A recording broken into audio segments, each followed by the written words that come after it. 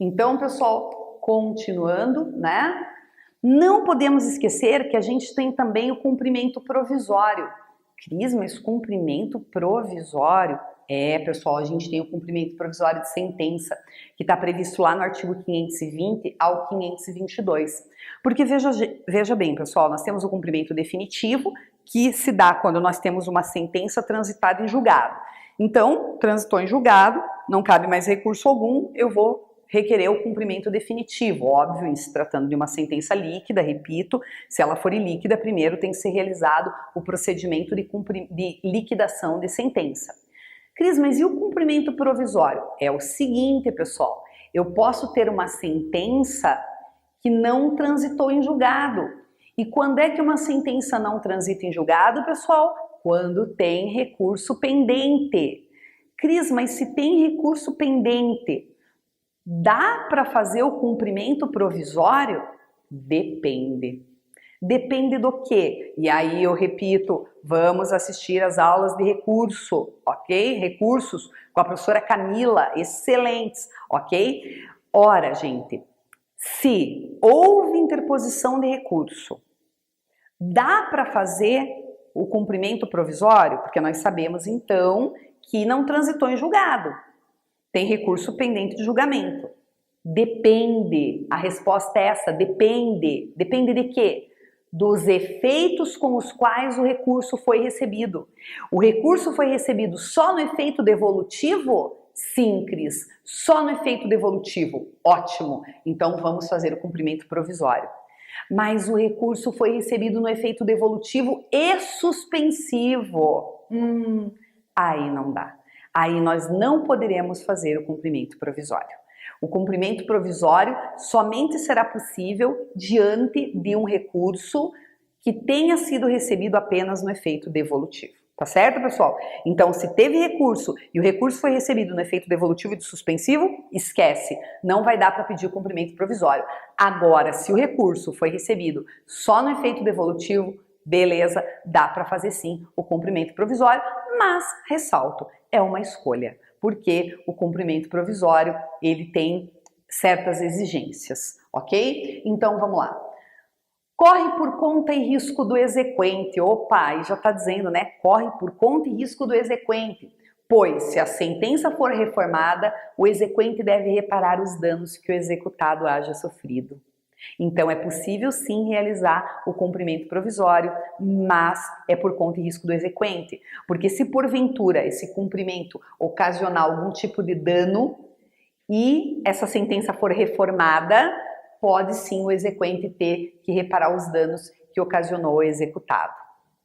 Portanto, fica sem efeito sobrevindo decisão que modifique ou anule a sentença objeto de execução, retornando as partes ao status anterior. Nossa, que complicado isso. Não, não é complicado. Simplesmente, se você realizar o cumprimento provisório e, por exemplo, de alguma forma, veja, você tem uma sentença que favorece o teu cliente, mas essa sentença é provisória. Se existe recurso pendente, ela pode ser reformada pelo tribunal, sim. E se ela for reformada pelo tribunal e alguma prática tenha ocasionado, em decorrência do cumprimento de sentença, tenha ocasionado algum dano ao executado, havendo reforma, você pode ter que vir realmente a reparar esse dano que porventura o executado tiver sofrido. Levantamento de dinheiro, transferência de posse ou alienação de direito real dependem de caução suficiente e idônea. Então, por exemplo, você quer transferir a posse de um bem do executado, você quer levantar dinheiro, o juiz pode exigir que você preste uma caução, uma garantia. Por que essa garantia, Cris? Porque e se o tribunal reforma a sentença? Para que, se o tribunal reformar a sentença, esse executado, então, tenha garantias de ter meios para ver o dano dele reparado. Então, pode-se exigir aí uma caução, uma garantia. Por isso, pessoal, que muitas vezes os advogados optam por não pedir cumprimento provisório de sentença, tá? Por esses motivos. Bom, aí nós vamos ter, né, o cumprimento de sentença de alimentos, né, das ações de alimentos, que pode ser promovido no domicílio do exequente, tá, gente? É importante que a gente tenha essa concepção, que o cumprimento de sentença de alimentos, ele pode ser promovido no domicílio do exequente, tá? O exequente, em regra, vai ser quem? Vai ser o alimentante, né, nos autos de alimentos, tá? A informação sobre abandono material também pode ser realizada, o artigo 532 do CPC estabelece isso claramente. O cumprimento privilegiado de sentença de alimentos. O cumprimento privilegiado de sentença de alimentos, pessoal, que está lá no artigo 528 do CPC, eu já vou falar, mas pessoal, todos os artigos que estão sendo mencionados aqui têm que ser estudados por vocês, têm que ser lidos por vocês com atenção. Tá? Aí vocês vão assistir a aula, vão estudar os artigos, ok? E eu tenho certeza que vai ser extremamente esclarecedor. Quando a gente fala do cumprimento privilegiado de sentença de alimentos, pessoal, o artigo 528, esse privilégio, vamos deixar claro, o termo privilegiado, esse privilégio é do exequente, porque o cumprimento privilegiado é aquele onde você pode pedir a prisão civil do executado, né? 3 meses de pensão. Hoje, na realidade, a partir de 3 meses você já pode pedir a prisão do executado, então o artigo 528 ele traz claramente que as 3 últimas prestações anteriores ao ajuizamento de execução vencidas, acrescidas das vincendas, aquelas que vencerem no curso do processo. Então o cumprimento privilegiado é aquele onde você pede a prisão civil do executado, é o cumprimento privilegiado de sentença. E no caso do executado, ele será intimado para pagar em 3 dias, claro, provar que o fez, que pagou, ou justificar a impossibilidade de fazê-lo, sob pena do juiz decretar a prisão do executado, tá certo, pessoal? Então, cuidado com esse cumprimento privilegiado, porque às vezes a um desavisado ele pode soar de uma forma equivocada. O privilégio é totalmente do exequente, porque o executado não tem privilégio, porque aí é o caso de pedido de prisão civil, ok? Vai ser intimado para pagar em 3 dias, justificar, não justificou, vai ser decretada a prisão civil dele em regime fechado, pelo prazo de 30 a 90 dias. Caso não haja pagamento nem justificativa idônea, como eu já disse, é determinado aí, no caso do 517, além disso, o protesto do pronunciamento judicial. O protesto judicial, pessoal, ele está previsto no artigo 517 do CPC, né? Todos aqueles que devem ao Poder Judiciário serão protestados judicialmente. Então, ele vai ser protestado judicialmente e vai ser decretada a prisão, como eu já disse, do executado em um regime fechado pelo prazo de 1 a 3 meses, que é o que prevê o artigo 528, parágrafo 3º do CPC, ok? O cumprimento, importante a gente dizer isso, né? O cumprimento da pena não isenta do pagamento das prestações, ok? Não é porque o cidadão foi preso, ficou recolhido, né? Que ele não vai precisar pagar. Não, o cumprimento da pena, que eu já disse, é de 30 a 90 dias, ele não isenta em hipótese alguma o devedor do pagamento das prestações. Então não vamos esquecer, cumprimento privilegiado já tem que vir na tua mente lá na hora da prova, prisão civil. E antecedendo o protesto judicial previsto no 517. Bom, o cumprimento de sentença para pagar a quantia certa, ele está previsto lá no 523 do CPC, e nesse caso não é possível a prisão civil do executado. Galera, esse cumprimento de sentença para pagar a quantia certa é o seguinte, é quando o cidadão deve, por exemplo, 1 ano de pensão alimentícia, então você pode até pedir as 3 últimas com base no 528, mas e o restante? Você vai ter que fazer um cumprimento de sentença para pagar a quantia certa. E aí, ele não vai ser a prisão civil aí, a regra vai ser o quê? Penhora de bens. Então, o cidadão deve 1 ano de pensão, você até pode optar por executar pelo 528 as 3 últimas, e aí a diferença você vai ter que cobrar por meio do 523, porque no 523, pessoal, não é admissível a prisão civil do executado. Você não vai poder pedir a prisão civil dele com base no 523. Aí é um cumprimento de sentença para pagar a quantia certa. Em regra, serão penhorados os bens do executado, bloqueio via Bacenjude, via Renajude, né? Mas aí o objetivo é o cumprimento da sentença para pagar a quantia certa e aí é o 523, que era o antigo 732 do CPC de 73, do mesmo jeito que o 528 era o 733 lá do CPC de 73, tá?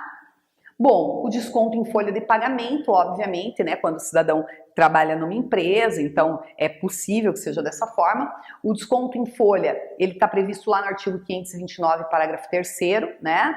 É possível sim, já fiz isso, o desconto em folha de pensões atrasadas, então pode descontar a pensão daquele mês e também pode descontar pensões atrasadas, é possível, somadas à pensão alimentícia normal, então vai descontar um mês da atrasada e um mês da normal. Desde que, cuidado, porque às vezes vem uma questão capciosa dizendo, é possível descontar a pensão atual e a pensão vencida da folha de pagamento? É sim, é possível, desde que isso não sobreponha 50% dos ganhos líquidos do executado. Então vamos ficar muito atentos a isso. Se isso não sobrepuser, não ultrapassar 50% dos seus ganhos líquidos, é possível sim.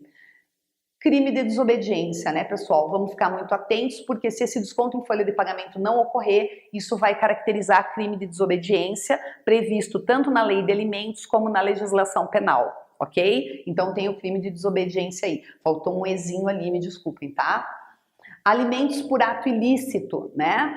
A constituição de capital e tal capital torna-se inalienável e impenhorável, que aí a gente tem alimentos por ato ilícito, que é o seguinte, né, pessoal? É aquele que causa um dano, né? Aquele que por ação ou omissão, lá na legislação civil, a lei 10.406 de 2002, aquele que por ação ou omissão causar prejuízo a outro e fica obrigado a reparar o dano, ou lá o 927, é aquele que por prática de ato ilícito, né?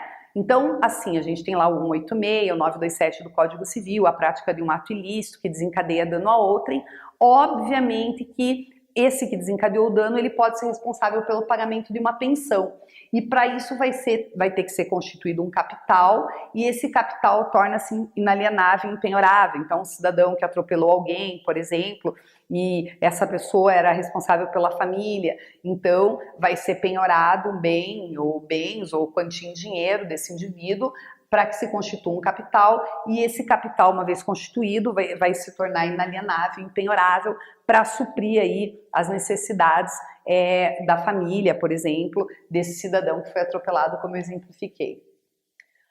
Bom, o cumprimento de sentença contra a Fazenda Pública, que está lá no artigo 535 do CPC, gente, e que não tem segredo nenhum, tá? Não tem segredo nenhum, porque o código, quando se fala em cumprimento de sentença contra a Fazenda Pública, ele é extremamente esclarecedor, só tem que tomar cuidado para não cair em cilada, tá lá no 535 do CPC. Então, a intimação da Fazenda Pública, a Fazenda Pública vai ser intimada, né, para impugnar em 30 dias, prazo contra a Fazenda Pública, 30 dias.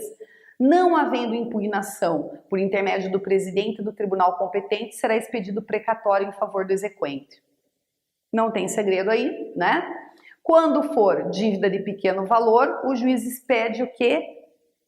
Requisição de pequeno valor, RPV, né? Então, quando for dívida de valor alto, o juiz vai expedir precatório em favor do exequente, vai determinar a expedição de precatório em favor do exequente. Dívida de pequeno valor, o juiz expedirá a ordem de pagamento da obrigação no prazo de 2 meses, mediante depósito na agência de banco oficial mais próxima da residência do exequente. Não tem erro, letra de lei, galera. Bom, cumprimento de sentença reconhecendo a obrigação de fazer ou não fazer, estão nos artigos 536, 537, 538, que segue o mesmo procedimento do cumprimento de sentença, só que aí no caso você vai estar pedindo, pleiteando o cumprimento de sentença no processo de conhecimento em relação a uma obrigação de fazer, não fazer, como eu já mencionei aqui. Bom, de ofício ou a requerimento da parte, o juiz deve determinar as medidas necessárias à satisfação do exequente. Gente, o juiz é o condutor do processo, né? Não vamos esquecer que quando a gente fala de processo, no processo de conhecimento existe uma crise de certeza e também existe uma crise no processo de execução, né? Então, o que o juiz quer? O juiz quer que a sentença se concretize, né? Que quem tem que receber, receba, que a tutela jurisdicional seja prestada efetivamente. Então, de ofício ou a requerimento da parte, o juiz ele pode determinar medidas necessárias à satisfação do exequente, de modo que o exequente receba. O executado deve atender a determinação judicial sob pena de ficar, claro, configurada a litigância de má-fé de responsabilização pelo crime de desobediência, né? Além do pagamento da citada multa em favor do exequente, que está lá no artigo 537 do Código de Processo Civil. Quer dizer, pessoal, qualquer mecanismo que seja realizado pelo executado para não atender determinação judicial vai caracterizar, obviamente, litigância de má-fé e ele vai ser responsabilizado pelo crime de desobediência. Bom, o cumprimento de sentença de obrigação de entregar coisa, né? Quando não entregue a coisa, obviamente, pessoal, no prazo estabelecido na sentença, o juiz vai determinar que seja expedido um mandado de busca e apreensão, né? Seja de imóveis, semoventes, né? Ou de emissão de posse imóveis em favor do credor. Claro, o objetivo é que a obrigação de entregar a coisa se concretize e, se assim não for, se ela não ocorrer dentro do prazo estabelecido, o juiz vai determinar a expedição de mandado de busca e apreensão em favor do credor, obviamente, para viabilizar o cumprimento da sentença. O procedimento, ele aproveita o regulamento estabelecido para o cumprimento de obrigação de fazer, quer dizer, a busca e apreensão, muitas vezes ela pode se dar tanto na obrigação de entregar coisa, como também na obrigação de fazer, ou medidas mais coercitivas, que sejam decretadas ex officio pelo juiz na obrigação de fazer, elas também se aplicam.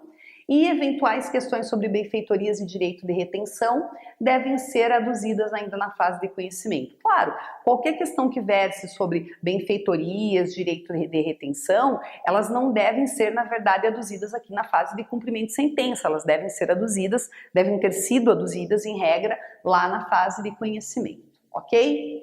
Pessoal, a gente encerra por aqui o procedimento comum.